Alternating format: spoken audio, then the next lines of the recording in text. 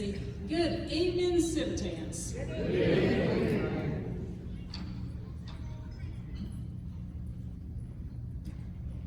Citizen International World Citizenship Award is the most prestigious award of the organization. It has been given to dignitaries like President Dwight D. Eisenhower, Eunice Kennedy Shriver, and Winston Churchill.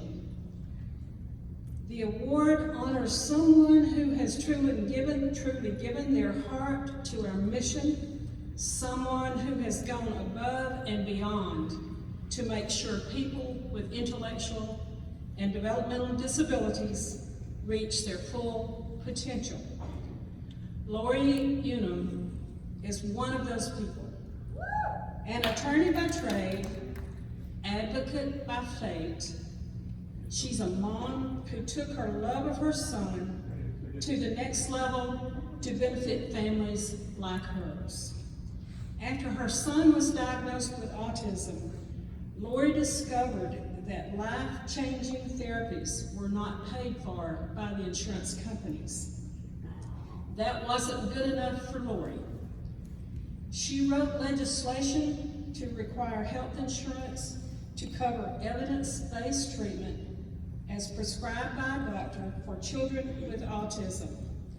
She personally contacted virtually every legislator in South Carolina and explained the condition and the need for legislation.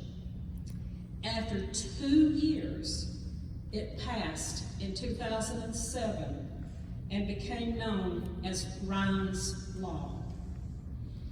That's when her crusade to change the game for families with autism nationwide began, as she helped other states realize this goal.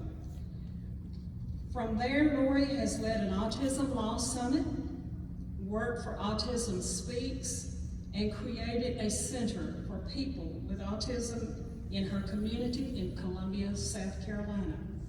Truly, Lorri is a champion of service and of advocacy, an example for all of us to follow.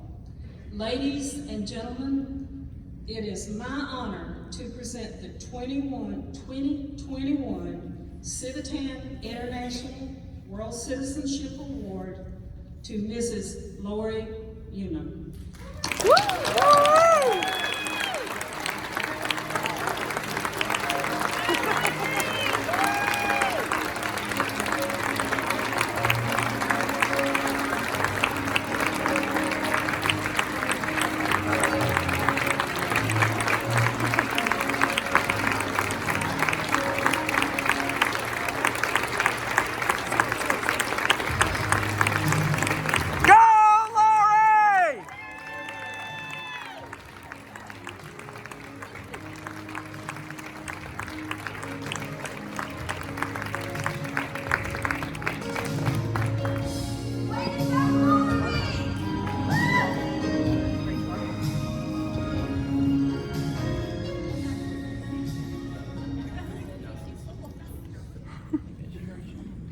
Thank you so much for this incredible honor.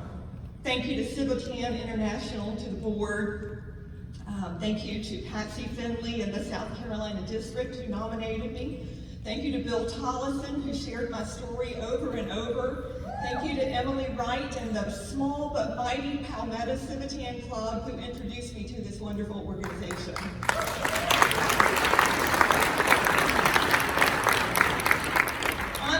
I'm not quite sure what I'm doing on this stage receiving this award that's been given to Winston Churchill and Dwight Eisenhower. I'm a normal working mom with 3 boys from a suburb in South Carolina. I didn't even set out to be an autism advocate. As a child, I didn't dream of working in autism. I dreamed of being a rockette. I'll tell you a story. Once in my late 20s, I was practicing law at the United States Department of Justice. and I took a day off work and flew off to audition for the Rockettes to see if I was following the right path in my career. And guess what? The panel of judges confirmed that I was following the right path as a lawyer.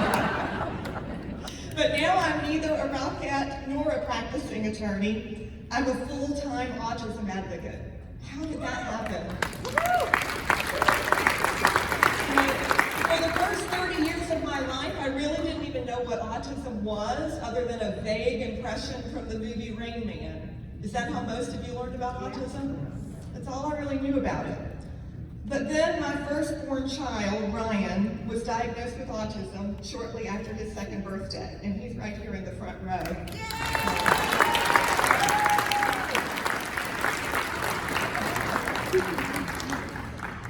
That set me on a whole path of learning, and then as you heard, health insurance denied coverage, refused to cover the behavior therapy that his doctor said was his only shot at a functional life, and that changed my entire career trajectory.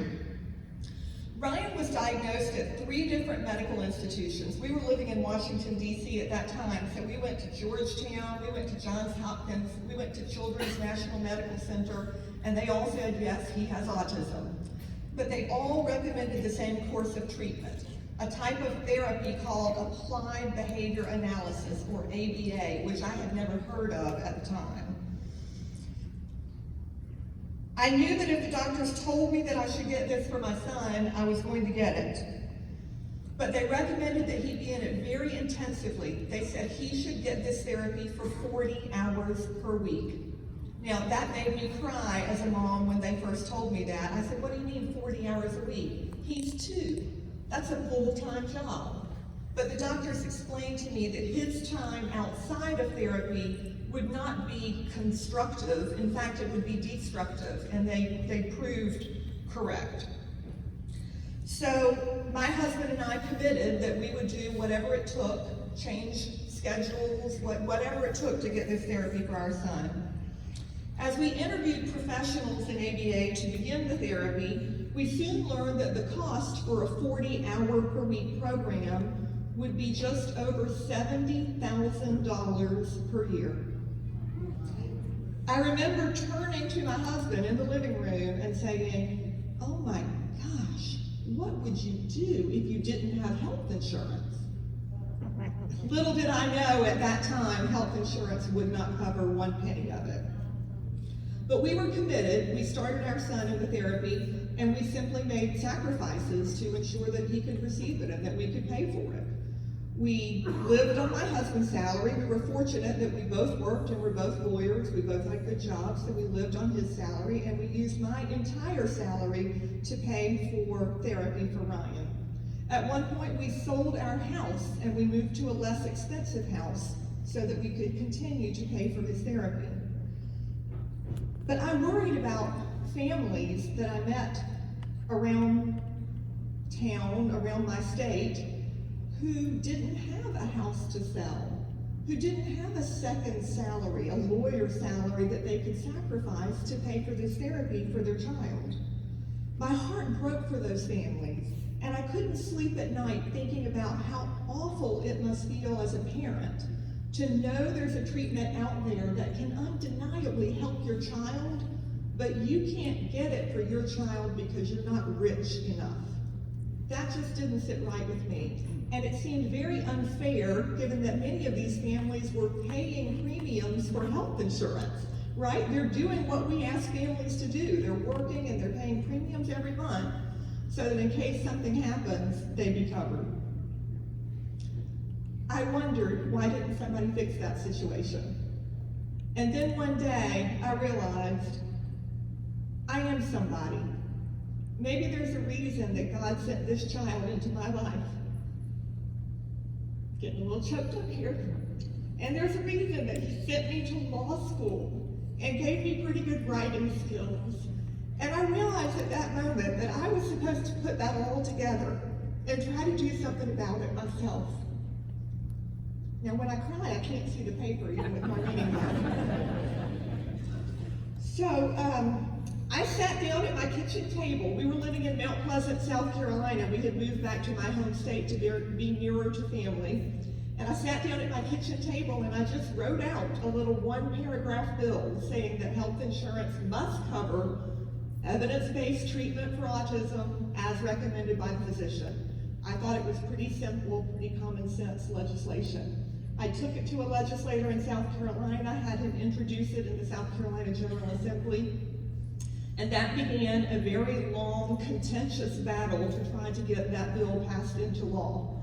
It was heavily opposed by the forces that were not in favor of it, and they had very strong, powerful lobbyists, so it was a very difficult 2-year battle that a lot of autism families around South Carolina helped me with. As you heard, I'm not going to go into the whole story of the passage of Ryan's Law, but in 2007, the bill did become law and became known as Ryan's Law. Now, all of that work I did just as a mom on a volunteer basis. But the next year, I ended up giving up my lawyer job to go to work full-time for the nonprofit Autism Speaks, to try to pass that same law all around the country. It took 10 years, but in 2019, the 50th state came on board, and now all states require health insurance to cover autism.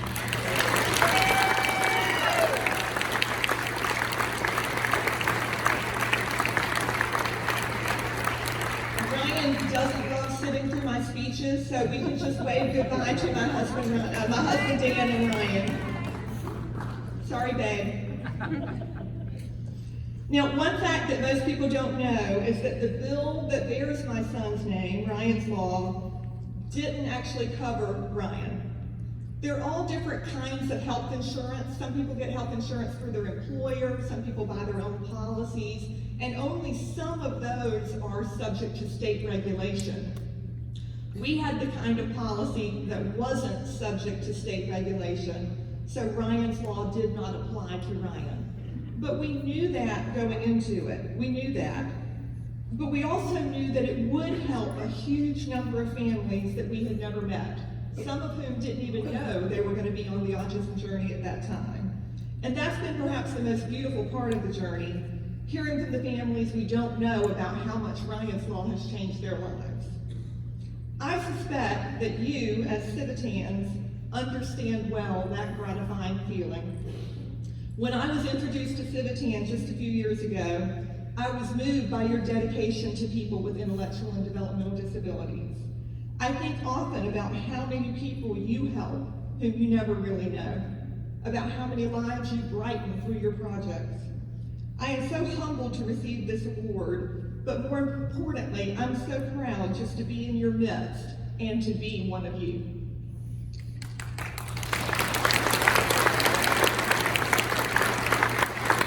I look forward to continuing to work with Civitan to do even bigger, bolder projects to serve people with intellectual and developmental disabilities. I'm working with 3 clubs in my area now. We're hoping to build an adult campus to serve the residential, recreational, and vocational needs of people with autism in our community. We hope, when I dream about it at night, I envision calling it Civitan Place, having a big sign out front called Civitan Place. And I think it would be an amazing project for clubs all over the country to adopt. Just imagine the lasting impact you would make with a permanent, highly visible project of that sort. I hope you'll ask me about it during our week here together. In closing, I wanted to recognize Dan and Ryan. I think Dan's still standing there in the back. My love and support, my husband Dan. Ryan, my inspiration. I also want to recognize my sister and brother-in-law, Sherry and Carl, who drove me.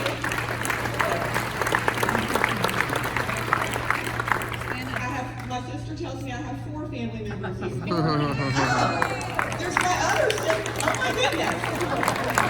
I didn't know the rest of my family was here.